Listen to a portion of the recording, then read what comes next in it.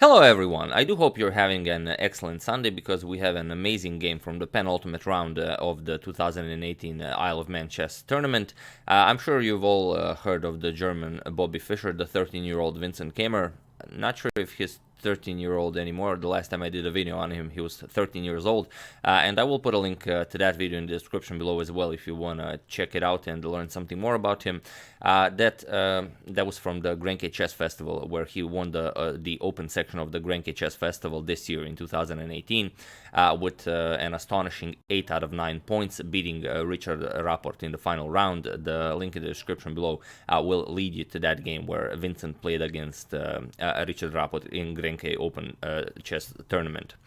But this game, it's from, like we said, iomchess, and he faces the legend, Boris Gelfand. Now, we do have one nice photo of this encounter. There you have it. It's a photo by John Saunders. He's taking a lot of photos of this event. He's the official photographer.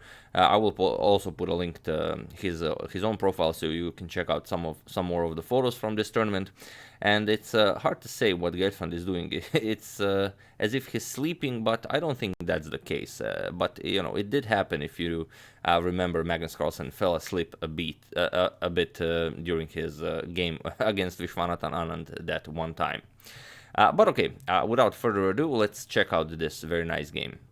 And I always say without further ado, and then I want to say something more, but usually when there is a great game played, I will receive a lot of messages on different social platforms. And for this game, I received a lot of messages, so I knew that it was going to be a great game, but only after I have seen it, I knew that it indeed is an excellent game. But okay, now really without further ado, Vincent opens with d4.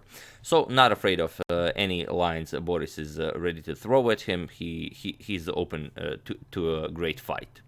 Knight to f6 by Gelfand. We have c4, e6, knight to f3, and of course d5. We enter the queen's gambit. We have knight to c3. We have c6, e3, and knight b to d7. So this is now the main line of the Semi-Slav. Queen to c2, we have bishop to d6, bishop to d3, we have castles, and rook to e8. So this has all been played before. We have e4, now pawn captures on c4, bishop captures on c4, and e5 now.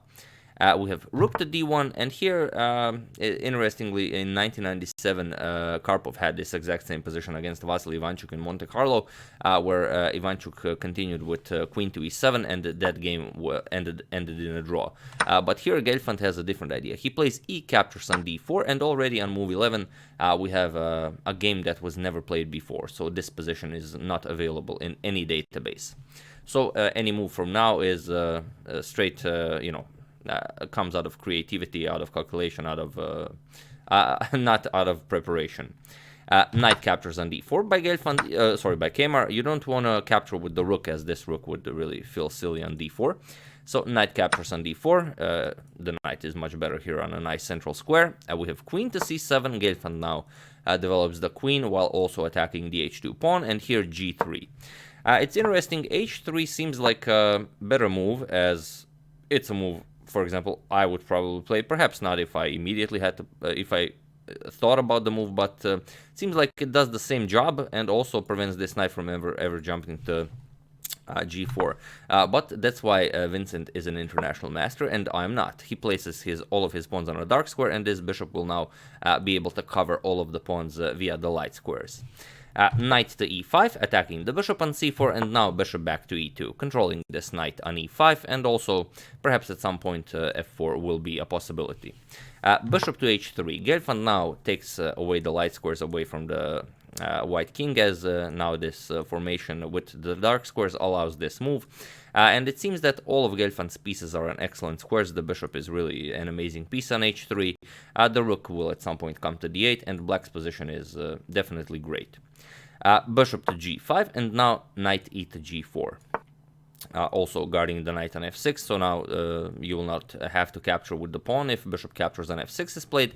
But by playing knight to g4, the bishop on h3 doesn't really have all that many squares. So here, Vincent simply attacks it, forces a trade. We have bishop captures, rook captures, and now bishop to e5. Makes room for this rook to enter the game. Also comes with an attack against the undefended knight on d5. Vincent goes knight to f5, and now even g6. Gelfand doesn't mind weakening his king side position a bit, as he does have a dark square bishop, which he can use to cover the dark squares. I forgot to mention the profile photo of Gelfand here on the left is also by John Saunders, the photographer, whose photo we've already seen. We have knight to h6 check, knight captures, bishop captures, and now knight to g4, attacking the bishop on h6. Bishop back to d2, and now finally rook a to d8. Gelfand fully mobilizes all of his pieces, and his position is quite excellent. King to g2. A very nice move by Vincent, as f4 seems like a move you want to play, but it would be a bit too hasty because, for example, queen b6 check. You have to do something about this. King to h1, and now bishop captures on c3. For example, b captures on c3, and now comes knight to e3, attacking the queen and the rook. You have to capture. Bishop captures, queen captures, and now the rook is coming to d2. After rook fe1, attacking the queen, you will simply attack the queen, and now after captures, it will be a much better endgame for black with the weak c and the weak a pawn. Black should be able to win this game. Perhaps it's not straight, winning, but Gelfand is confident in his abilities to push this for a win against young Vincent. So first king to g2 by Vincent, and now comes queen to e7. We have h3, kicking away the knight, knight to f6, and now comes rook f to e1. Queen to c5 now. Here Gelfand wants to move the queen, as you can't really win any pawns here if you play bishop captures. Of course, now comes bishop not queen, but bishop captures, and now knight captures will win a pawn, but only briefly, as f3 will simply attack the pinned piece, and you will lose this knight, as the rook will be attacking the queen if the knight moves. So after rook fe1, we have queen to c5, rook a to d1, and now queen to c4. Now, again, pressuring the pawn, but now from c4, and here we have bishop to g5, offering a trade of rooks. Gelfand accepts, we have rook captures, and now comes b5. Here, Gelfand is threatening b4 to kick away this knight, and then the queen will be undefended, but also the knight is guarding the a2 pawn. So we have f3, strengthening the center, and it does seem like Vincent just blundered a piece, but not really. You can't move the knight, but you can move the queen, as Gelfand's queen on c4 is also undefended. So we have queen to e6. You don't want to trade queens, as you can just move the queen, wait for Vincent to move his knight, and then you will capture the a2 pawn, which is what happens. Queen to a4, we have queen captures on a2, and now comes queen to c2, defending the knight on a4, also attacking the pawn on c6, and if the queen captures the pawn, she will also be guarding the knight from c6. So c5 here by Gelfand. So now the queen cannot capture because queen captures knight, but knight can capture, and here it's interesting, you can capture a pawn here, and it's very interesting why Gelfand doesn't capture the pawn here. Because if queen captures, and bishop captures, it seems Gelfand has two connected passed pawns on the queen side, and if a5 comes, seems like it will be very, very difficult to stop these pawns, and also the bishop is covering a lot of the important squares you need to push the pawn. But here, white would have knight to a6. This comes with an attack against the b4 pawn, and after you defend it, now bishop captures on f6, removes the defender. Bishop captures, pawn captures, and after a5, seems like you still have a very strong passed pawn, and the bishop is covering the queening square. But let's say knight to d5, attacking the bishop. Bishop has to move, and now comes this rook to b1, attacking the bishop. Rook blocks, and now comes knight e7 check. King moves, and now knight to c6, attacking the rook, but also the pawn on a5. Rook attacks knight, captures, and rook a2, and here white will be able to draw this game, as the material on the board is completely equal, and it doesn't matter if it's the outside passed pawn, doesn't help you all that much against a rook. So, after knight captures on c5, Gelfand doesn't want to win the pawn immediately. First, rook to c8, pins the knight on c5.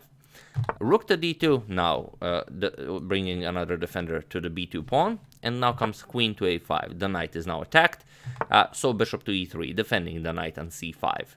Queen to c7, now pinning the knight, as the queen on c2 would be attacked twice if the knight moves, but the queen can move now. Queen to d3. We have queen to c6, now making room for the bishop, so the bishop can come to c7. but also aligning the queen with the king here. King to f2, and now comes bishop to c7, as we've mentioned. Knight to a6, attacking the pawn on b4, and also the bishop on c7. And here it seems like the simple bishop to a5 would have been the best move here, simply defending the b4 pawn.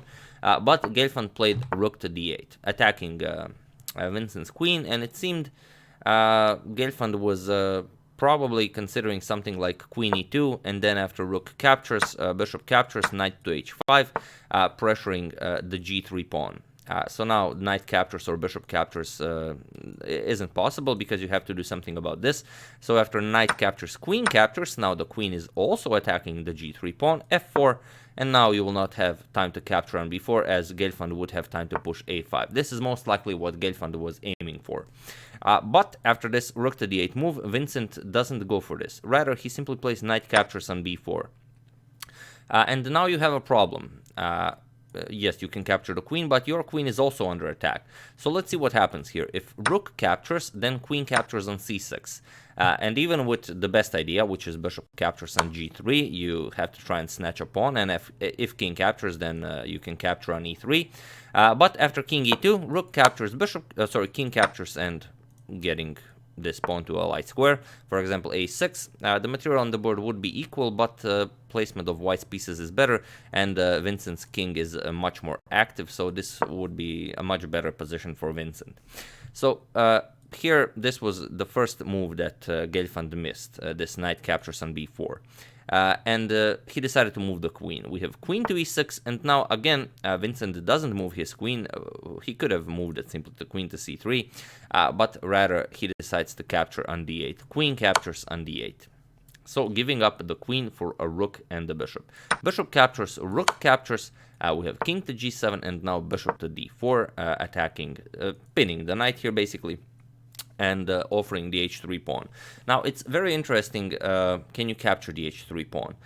If you capture the pawn, then you get rook to d6, and you can't get out of this pin. And after you suffer from a lot of checks, for example, king d2, queen g2 check, king c3, queen captures on f3, king c4, queen captures on e4, rook captures on f6 will come, and after one more check, knight to d3 will block.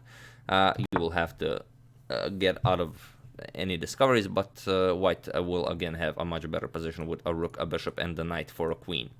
Will white be able to win this? It's hard to say, but it will mostly be black who will be suffering here. So after bishop to d4, Gelfand isn't all that eager to give up one more piece. So king to h6. He simply unpins, but now the king is quite oddly placed there. Vincent plays g4, and here we have an amazing moment. Here, if you put this exact same position, for example, I tried it on Stockfish 9 with the depth of 21, Stockfish will tell you that knight to d7 is the absolute best move, and that this position is a draw. And it's very interesting, this is the exact move that Gelfand played. This knight will come to e5 at some point, block this bishop's control of g7, and perhaps black will be able to hold this.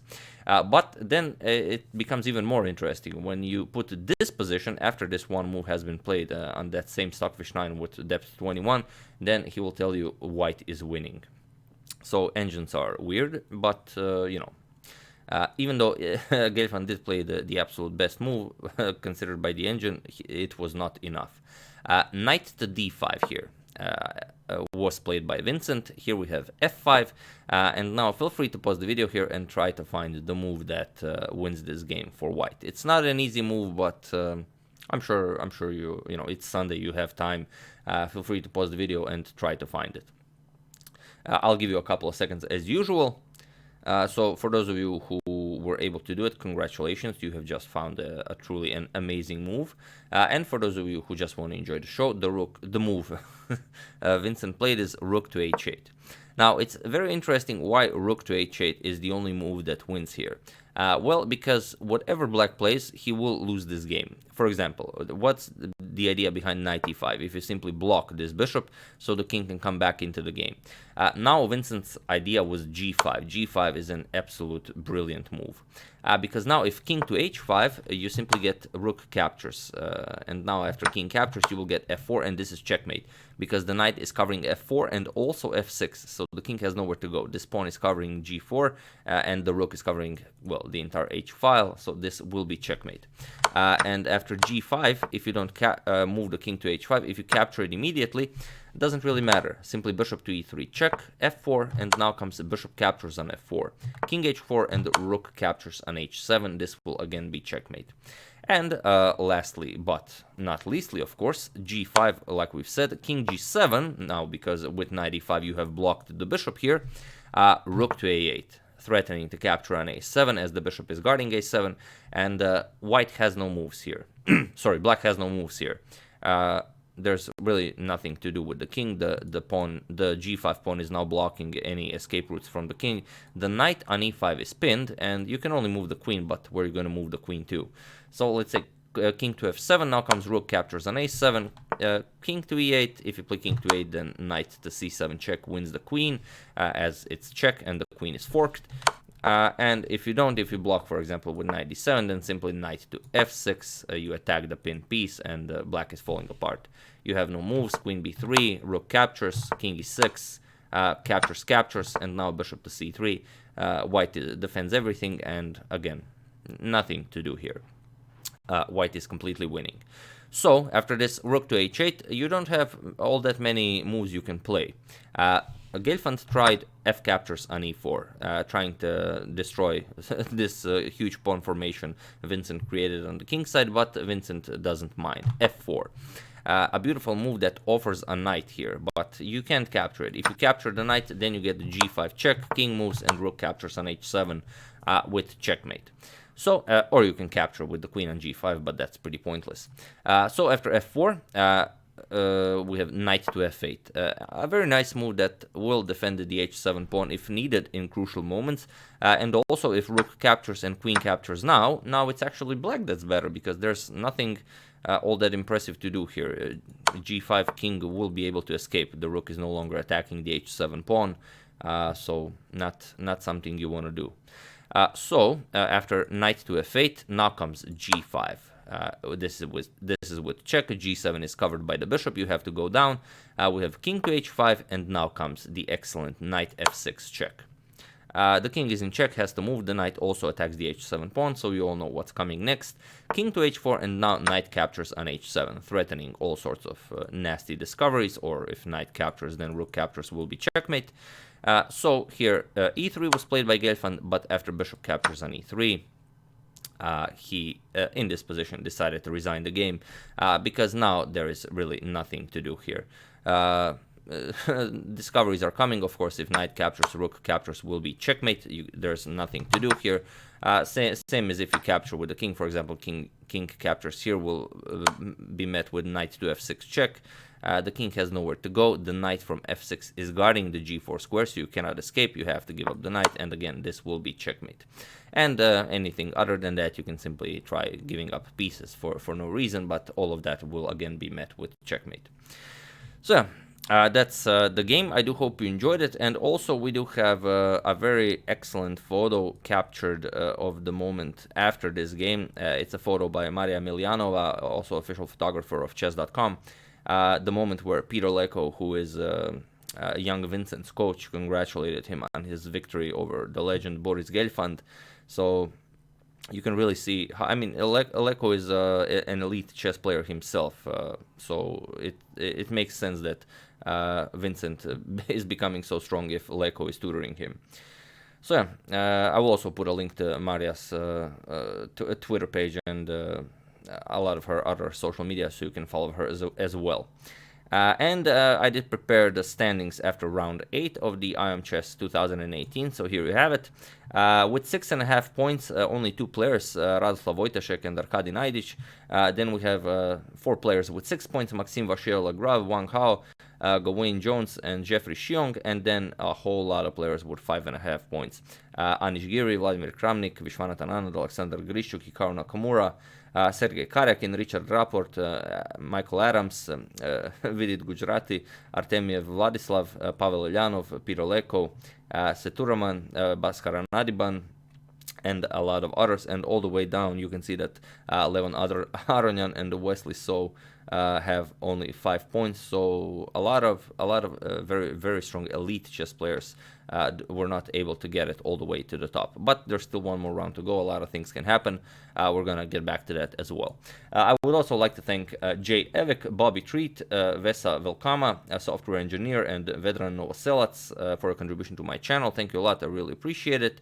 A lot of useful links will be in the description below, such as there will be a nice article from Chess24 about Vincent Keymer, so do check that out as well. And if you haven't, do check out my video again on Vincent Keymer's victory over Richard Rapport in the Grengi Chess Festival.